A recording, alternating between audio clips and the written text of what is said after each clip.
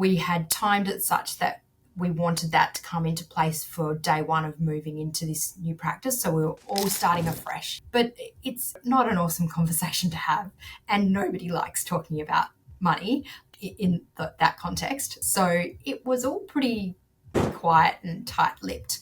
But once we'd had a few more one-on-one chats of the why, and I wanted them to ask why, that's what I would do. So they did all come round to it. They're all here. We didn't lose anybody in that process, and they're all still very happy with their income.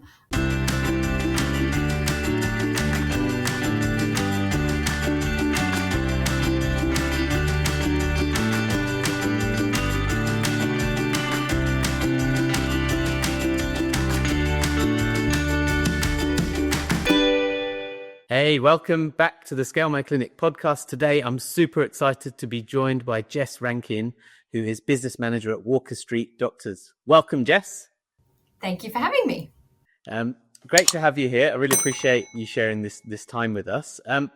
We'll jump straight into it. This episode is going to be really useful, I think, for both managers and owners who are looking to elevate their execution and implementation initiatives and projects and the way they run their practice. And so when I was thinking of that, that's why we asked if you'd be interested in sharing your story with us. And so I think the best place to start is, obviously, you're business manager at Walker Street Doctors now, but it would be great just to hear your story of how you got to that role.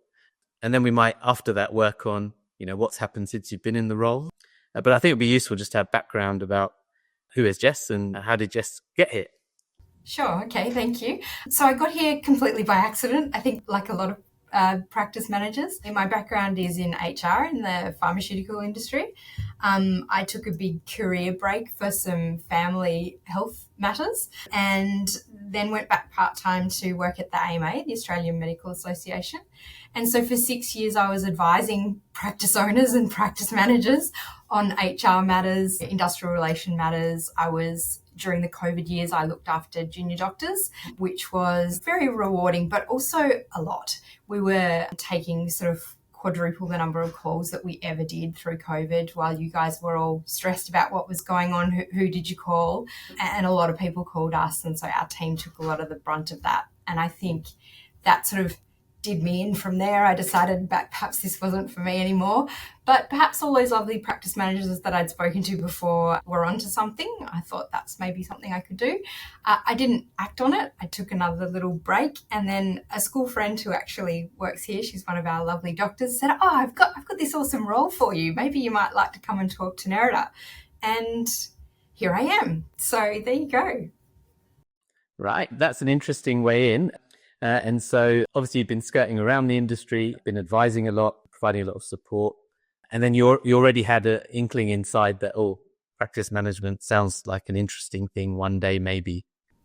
Yeah, I think I'm certainly someone that likes I like the organizational side of things. I like to have lots of different things on the go at any one time. I like using the HR hat, the people side of it, but I also was always a rare beast in HR where I liked that side of it and I like recruitment, but I also quite liked the financial side of it. I liked all the numbers, the rem and ben. I was often the go-to person for that when I was back in pharma. Love a good spreadsheet. Everything happens in a spreadsheet. So this was a nice complement to both of those sides because there's a lot to do in that financial side, a lot of spreadsheet action, but then also a lot of on the ground work, relationship building, a lot of HR involved in everything that we do. And I think it was glaringly obvious to me when I started at the AMA that whilst doctors have so much education and are such intelligent people, there is no education around business management, HR, practice ownership, all of those things. And so some of the wild calls we would get, I thought, wow, this is like, Wild West type stuff. We would never have had this happen in corporate environment. But it was interesting. So, yeah. Right. So you thought, I could have something to offer to this industry. And then by chance, Nerida, the owner of Walker Street Doctors, was looking, and you had a friend who was working there who said, hey, maybe you should have a conversation. And so obviously you had that and maybe more conversations, and then you became business manager there. So probably good now to fast forward or actually rewind back to that day. And so you've just started there. What was your sort of, you walked in, you would have seen things that were working, things that weren't working or could be better. That's normal in any business. What were your first impressions? And what did you sort of, when you first got there, think, all right, these are the things I want to have an impact on? Yeah, those first couple of actually days were a little bit awkward, to be honest. It was an existing team, but the existing practice manager was still there. She was moving towards retirement, and I think she had a plan in her head of phasing herself out. And so I was brought in as a business manager just so that we could, be co-working until she phased out and I came in. I found that a little bit awkward, and I think so did she. And so she quickly recognised that perhaps it wasn't going to work that way and wound up a lot faster than we were anticipating, which was a little bit of a blessing and a curse because it was a bit of a baptism by fire. I didn't get much handover, if any, and Nerida was obviously consulting and spent what time with me she could. We're in a much smaller practice now. I'm sure lots of people would have already seen Nerida's beautiful practice on her socials and our walkthrough on our website. That's not the case where we were before. It was quite small. We were 6 levels up in an office tower. So it was, quite different. Very much, here's what we do, go and do it. And I'm a big why person. Why do we do it this way? And why have, I get that you've always done it this way, but why have you always done it this way? And is there any chance we could look at other ways we could do it for improvement, but also from a relief contingency and what's the word I'm looking for? Like a fail-safe hit by a bus scenario. The girls at the AMA always hated me saying that. But if you were hit by a bus, how am I supposed to know how this was going to play out, or what your advice was, or what the plan forward was? And so I use that a lot here in trying to illustrate how important it is to document systems and have a process, not just but this is the way we do it. I want the why, and I want to process map it and have something there that somebody can go to should, something happen to one of us, that someone else can literally pick it up and run with it. Cool. So what I'm hearing is obviously when you joined, there was this plan. Everyone has a plan until Mike Tyson said they get punched in the face. There was no punches, but obviously there's this transition period that whilst it seemed to make sense, it wasn't actually going to work. And so it was sort of a case of pull off the Band-Aid and dive straight in. And so what I'm hearing is that probably key person risk, that it was more person dependent than system dependent, is what you noticed when you went in. And then what I just wanted to pick up on is the fresh eyes. You brought a fresh set of eyes to everything that was being done, and you started to ask why. So you were asking those questions, and I assume you would have been asking them of everyone in the business. So what happened? What was the response when you said that? Was it, because, I've seen that, and in some places, well, it's just how we do it. But how did you tackle that? Because you're curious and you wanted to know more, but people could get defensive, especially when you've sort of parachuted in with the existing team. Just talk us through that. Yeah. So I think with the outgoing practice manager, I stopped asking the why because it was quite clear that it was upsetting her. She had been there for a decade and that's the way they'd done it. And I didn't want to do that. I wanted to let that go. I knew that she was moving on, and so that's fine. I let that lie. But I made sure Nerida and I were catching up very regularly, and I just was the annoying person. I said, I'm really sorry, you're going to get really cross with me, but why do you do that? But why? I'm going to be the annoying 3-year-old who asks that every 5 seconds. But I also asked if I was, because I wasn't sure of how that relationship worked either between practice manager and owner. I'd heard about it. I'd heard some of the wild tales, but not actually in practice day to day. How do you do this? How do you make decisions? Where's the delineation of roles? How does that relationship work? So I guess I wanted to find out from her if it was okay for me to meet with the doctors and find out a little bit more about them and learn how they like to work and ask them some of the whys about how they work. And I think it was a lot of that relationship building and taking the time to meet with each of them one-on-one, which is another thing that I have introduced and I still do quarterly. I meet with every single doctor one-on-one. Just, I have a sheet, I have a checklist, and they know the drill now. I come in and I work through the checklist, but it's more of just an evolving conversation. I don't know that I got an awful lot of pushback, to be honest, which was amazing. I think first and foremost, Nerida was ready for change because they were in a practice that was very small, very squished. So 8 doctors in a 4 consultancy room practice. So we were doing this Tetris puzzle of who was in the practice when, who was doing telehealth from home when. Our building had been marked for demolition. So we were looking for new practice space, designing a new practice, and all of that needed a really big growth mindset. And I guess while you were making that much change, we may as well go that step further. There's no point us having this fabulous big practice if we haven't got the systems in the background to support it. So it was amazing that she was very open to all of that. And I think a lot of the things that she'd seen actually on Scale My Clinic, and she had already started with Scale My Clinic, and perhaps the practice manager wasn't that keen on going or implementing a lot of those things. I would watch one session like, oh my gosh, we have to do Cubico. Oh my gosh, we have to do this. Everything that I saw, I was keen to have a go at. And probably, we did move pretty fast in that first year. Probably still moving a little bit too fast. But look, I think, we're really blessed with doctors who are very open-minded and have come with us lots of conversations and that growth mindset, I guess. Absolutely. So what I'm hearing is you took time to understand why. You took permission to lead. You took time to build relationships, and you put in a regular cadence with the owner, Nerida, in this case. And so you had those key things, and then obviously you were in a squished space. The physical space was marked for demolition. And you gave us a hint of a very fast first 12 months, and maybe since as well. But that first 12 months was very fast. Walk us through it. What happened in that time, and what did you implement? What were the key bits that you sort of worked on that allowed you to go that fast? Okay. So one of the first big projects was that obviously we've found the site, started to get the plans together for the site, but that was going to take a significant injection of funds to get a beautiful practice like this. So with that, we needed to have a plan of where that was going to come from.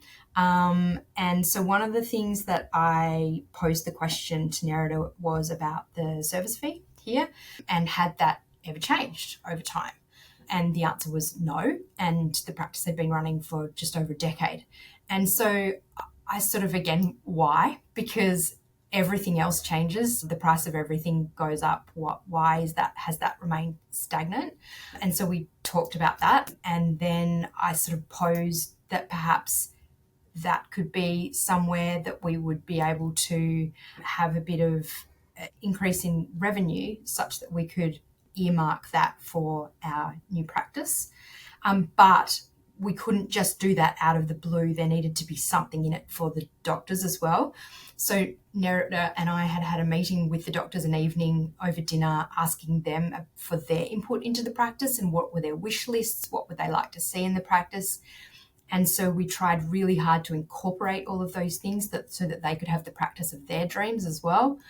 And coinciding with that, we started using Cubico, and I started looking at the data and where we could find ways to help doctors boost their billings, their hourly rate. Nerida and I both went to the Business for Doctors on billing so that we could help upskill and educate doctors on their billing so they could see a nice bump and we could create the practice of their dreams and then have an extraordinary meeting to slide in and say, actually, this is where we're going to ask you to please come with us on this journey, and we're going to increase the service fee.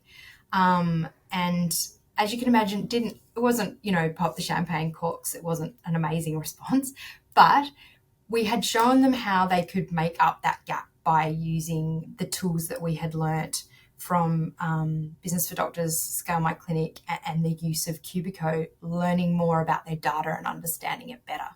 And that helped us to get to that point, which was amazing and has led to, some really lovely, beautiful, steady growth. Nice. So then obviously you were planning the move, and there's, I imagine, a lot involved in that move, and you wanted to design the space that they would really appreciate. And so you involved them, you sort of co-created it, or at least heavily collaborated around the physical space. To do it, it required more investment. And so you had to have a difficult conversation.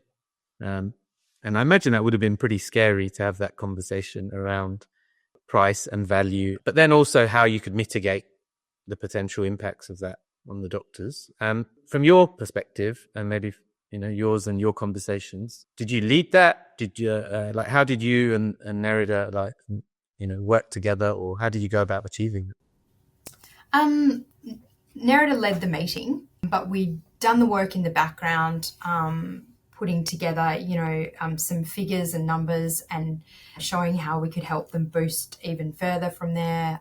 We'd already put together new service agreements, explained why we needed new service agreements, and that we had timed it such that we wanted that to come into place for day one of moving into this new practice. So we were all starting afresh. We all needed new provider numbers. We've got new contracts. You're getting a new room, all of those things. So it all lined up quite beautifully.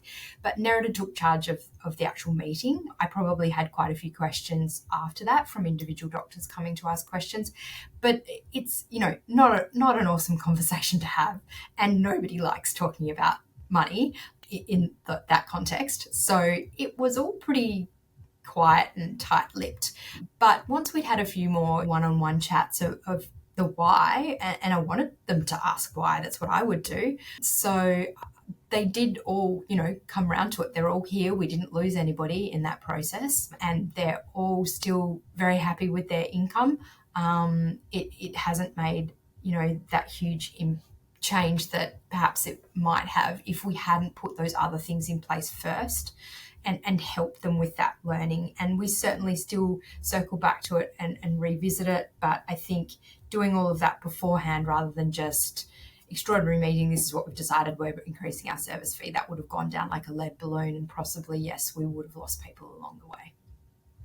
So obviously you spend quite a lot of time aligning yourselves and preparing, and you're acting in good faith in that you actually want to make an improvement and create something that's way better than where they were. And so you've moved in, you've settled into this beautiful new building, you've had your big, tough discussion around service fees. You've obviously gone through a whole process of the move, the actual nuts and bolts of the move. And then originally when you came in, you had all this sort of individual reliance on people or key people rather than systems. And that was the first thing you had wanted to tackle. Where does that fit in on this journey? Because you've already done quite a lot. Yeah, so it had to wait a little bit. And look, I absolutely cannot take credit for the physical move. From our plans being finalised to moving in was 8 weeks, believe it or not. I was overseas through some of that period, a couple of weeks, and I came back with pneumonia. So I did not help with the move at all. I was not well. So Nerida did all of that on her own. I mean, not on her own, but yes, she managed the whole lot.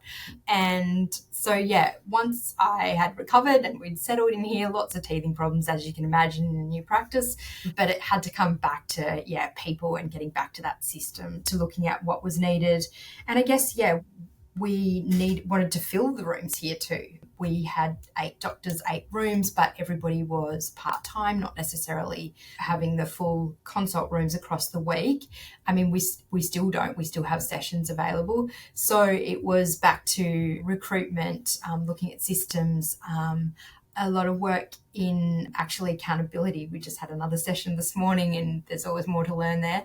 But looking at how we could build a bit more structure around it so that it wasn't just always on Nereda's shoulders or mine. You know, if either of us were not here, that the show would go on.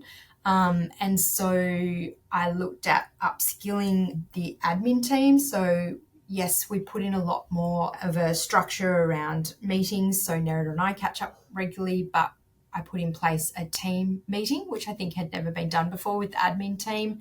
And they all, you know, but we only work one day a week. How will we have to have a meeting every day? No, there's this wonderful thing, and I think you'll be across it. It's called Zoom, and we'll have a meeting that way if we have to. But in the end, it actually worked out better that we paid the money and got people on site and had an evening meeting. We'd have an upskilling session, a same page session, a whiffle, so that it all came out in the one session.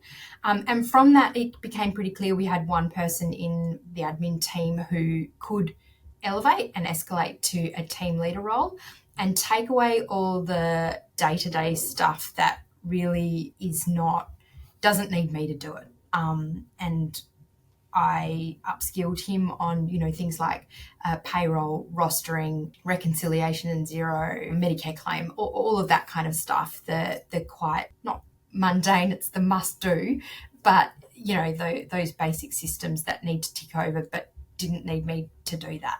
So creating a bit more of a structure around that. And then a little bit further down the line, we're looking at other, you know, structures to fit in around that as well, with marketing roles and stuff like that. So I think I've lost the train of thought with the question, but I think that comes back to it a little bit. Some of the other things. So I was always fascinated at where all this documentation was. I know that the practice had gone through accreditation, obviously, many times before.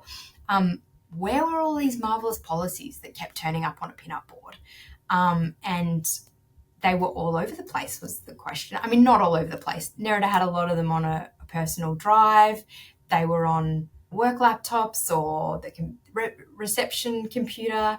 And so it became pretty clear that we needed some management system for all of those sorts of things, for procedures, processes, policies, just a home for our Walker Street way, we now call it, how we do things here, which came back to my hit by a bus. If I could put all of these things in one place and everybody knew where this one place was, then it could, you know, continue on from there. So I guess that was the next step, was having something in place, an intranet, for want of a better word, so that we didn't have to be recreating the wheel all the time. It seemed that every time there was accreditation, it was a bit of a nightmare. I found so much physical documentation, paperwork, that all seemed to be a bit of a recreation, you know, every 3 years. Why? All of these whys. So that's been my project to date, is working on an intranet and trying to put all of the pieces in that. So the minutes, actually having minutes of every meeting that we have, are on the intranet. We now have a newsletter for the team. Where is it? On the intranet. How do I find how to use the defib? Oh, there's a video. Where is it? On the intranet. So we've finally got to that place where we know where it all is, and just having it all consolidated and documented is so much cleaner and clearer. And I think it sounds like a huge project, and look, it hasn't been small, but coming from big corporate, it just made sense to me. We always had an intranet, and we always had, you know, like a structure with drives, and we knew where everybody's everything was. Sure, if something needed to be protected, it was password protected, or it was in a section that you couldn't access. But here, it you know, smaller business, it often is just on the owner's laptop or iPad, or, you know, oh, we need a policy here. Oh, quick, I'll create it. I'm on this computer, but so then I've got to go back to edit it on that computer, or, you know, it just happens that way. So the internet has been a bit of a game changer. Nice. So again, I'm hearing you had some rhythms. You put in some rhythms around meetings and building that, some structure. So like accountability type structures, and then sort of elevating capable people to then do some of the important work, but that didn't require your skills and expertise because you'd built systems for them to be able to run. And so obviously the team lead role you talked about. And then holding people accountable, which I assume would probably come hand in hand with your rhythms around meetings and conversations. And then the systems came together in the form of living on this intranet that you've built. And so when you came in, the practice was dependent on key people or a key person, and maybe a lot of recreation of the same documentation. Where are you at now compared to that? I think we're a lot closer to where I wanted to be. I won't say we're 100% there because I think definitely there's still a lot that I'll ask Nerida, ask Jess. And so we need to get the team in the habit of using the internet, but also we need to be, every time we share something with somebody, we really should be documenting it and uploading it so that it is there, and process mapping more so that literally somebody could just walk in and take over. I think there's always room for improvement. I don't think we'll ever stop doing that, and I don't think anybody should. But I think, yeah, we're an awful lot closer than when I walked in the door. And I'm not saying that's due to me, but I think, yeah, like you said, fresh set of eyes can change a lot of things, and challenging the why we've always done it this way. And whilst, we're not keen on corporates here, we don't want a corporate coming in, having some corporate experience in a different, the way they do things is just different. There are those layers and that complexity, and there is that backup plan that I think we need, whatever the size of the business. And so I think that's been key. Yeah. Absolutely. And so obviously you've done a massive amount of work together at Walker Street over the last few years. Obviously you and Nerida as the owner are key drivers of that. How do you go about, because we see you most Wednesdays together, or separate but together, weekly sessions. Or how have you found a way to make it work together between owner and manager? How have you found it, working together effectively, choosing priorities of what you work on next, implementing, like how have you managed to find your way, the Walker Street way of that? Yep, sure. So we have a same page meeting every Monday. We have a 20-minute huddle on a Wednesday morning before we both go to the owners session. And we sort of decide in that huddle if, depending on the topic, is it something we're best to sit together and work together on, or might it be interesting that we go and work on it separately and then catch up quickly afterwards to see, what were the, so this morning's session, looking at the next 12 months, having 3 goals, were her 3 goals and my 3 goals aligned? And, sometimes the other will think of something completely different, and we'll find the common denominator between them, or, one will just obviously outweigh the other. It's higher on the importance list. So yeah, we do same page huddle. I think in the beginning I was not, I just took whatever we talked about, just nodding, yep, asking the why, but just agreeing. I think I've probably come into my own a little bit more to challenge it a little bit more. Now that we've built a better understanding in relationship, we're pretty open with what's going on, which I think is really important. And I think Scale My Clinic sessions have really helped with that. So mid-conversation, even just this morning, and we did it, both of us did it. I'm just going to stop you there. Can we go back to what you just said? Can you tell me more about that? And more and getting to the root of whatever the actual issue is. And so I think those, it doesn't have to be for hours and hours, just that we have that, whatever it is, 40 minutes on a Monday, 20 minutes on a Wednesday, keeps us on that same path. And then, a quick chat before a practice meeting, which is every 3 weeks. I will let her know what I'm working on with my team, which is probably only, we meet every, 6 to 8 weeks, so that there's that constant communication. I think that's actually what it's about. Don't get me wrong, there's still corridor conversations that happen as stuff evolves, but having that in the diary and planned is so important. I think it's been awesome we've had two offsites now as well, including those other key players. And that's really helped to elevate them to see what it is we work on, because, often we will erupt in laughter mid-meeting or something, and I think everyone thinks we're just having a bit of a gossip in my office, but they can see what we're working on, and that actually these are the plans that are in the background that we're pedaling away at. So yeah. Nice. And what about the role of, you said you can challenge a bit more. Part of being a leadership team is that, or a highly effective one, is to be able to, I think Sarah, as part of our team, calls it rumble. How do you have your sort of courageous and difficult, challenging conversations? How have you found that? And how do you address that? Where you have disagreements, you come together, and then pick the path forward and then go all out for that path. How have you found coming to that point? Yeah, I mean, look, it's never comfortable if it's a particular touchy subject, but I think just being really honest and having your why, put your why across. Still coming back to the why, I know I'm really annoying, but I think if you can explain it to somebody and show the background of what's gone into your, whatever your big comment is, or your big goal, or your big project plan, why do you want to do that, and making that really clear. I think, just being really honest and open about what's going on, not only in the practice, but also in life too. I think lately there's been a few things going on, and it really helps that you know where someone's at.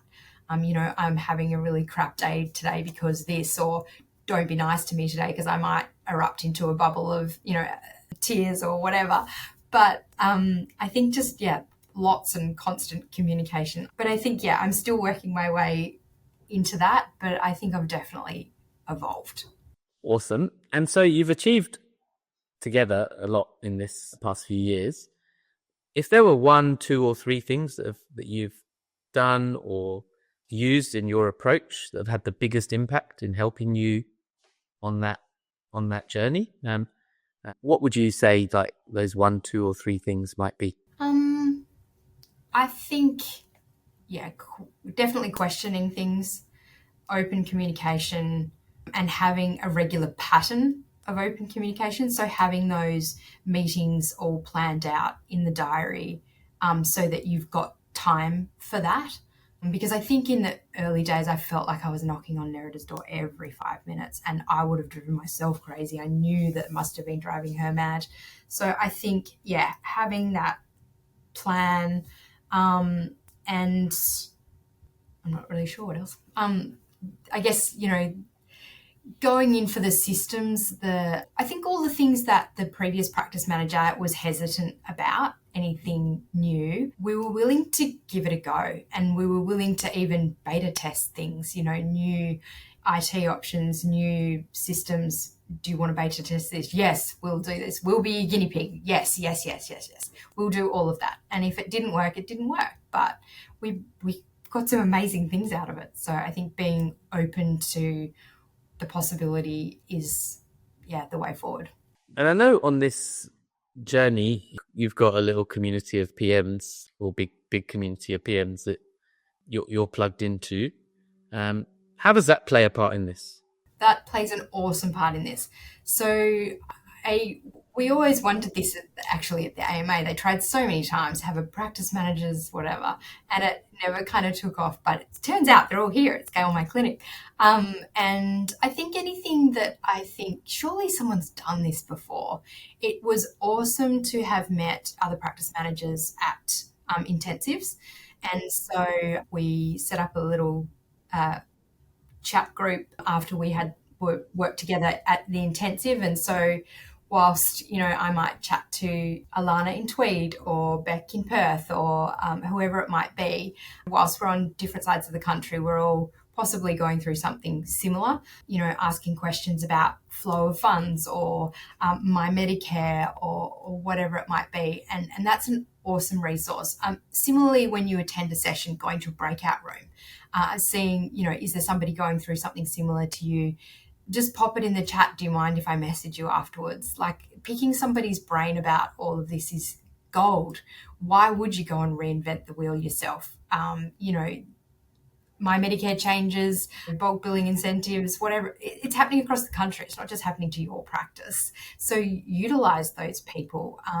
It doesn't matter that, Alana's in a super clinic with a million more GPs that we're in. We still find commonalities between the two and can share experience. And whilst it might not be perfect for what I want to put in place here or what she wants to put in place there, there's some gems there, absolutely, every time. Nice. All right. Maybe we could give you a time machine or a mirror, and you could just reflect back over the last few years. What would you say? Maybe if you could give advice either to a younger version of you earlier on in your journey, or maybe there's someone listening or watching this who is at an earlier stage of their journey, maybe where you've evolved from. What advice would you give to them to help make that journey faster or smoother or both? I would encourage them to probably make those connections sooner if you can. Don't be the shrinking violet in the corner who just listens and takes notes and thinks, oh, but our practice is different. I would definitely leverage those relationships. I would not worry that you are, harassing the living hell out of your owner in those early days. You literally are there to try and help them deal with these day-to-day issues. So the quicker you can get to a point of understanding and perhaps have that regular cadence in your diary to have those same pages and find out the why and what the lowdown is or where they want to go. I think that's a question that Nerida and I often come back to. Even on the weekend, she sent out an email with a new plan. And I said, can I just ask you where that came from? Like, what were you thinking? What was in the back of your mind? What's the end goal with that? I think, you need their expertise and their wisdom. Well, I certainly did, coming from an industry that was not general practice.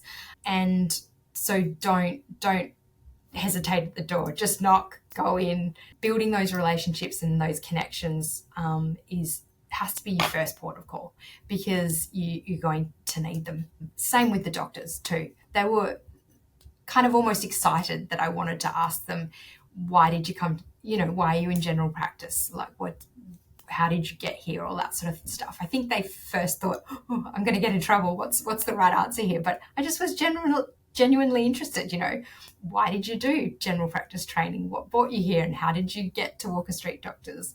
And all of that has really helped me make better connections with our GPs. And I think I can have pretty honest conversations with them now because of that. Nice. Leaning in and conversations, relationships, and being curious are probably key elements there.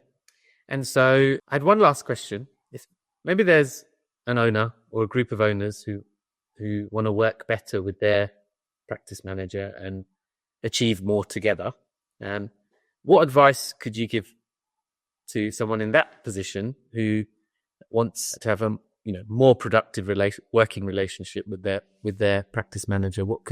How could they approach you, or what could they do that would help? I think the same as my previous answer, creating the space and the time to spend to have those same page meetings is really important, because what if you're, actively, enthusiastically heading off to working on your goals, but they're in the opposite directions? That's not going to serve either of you.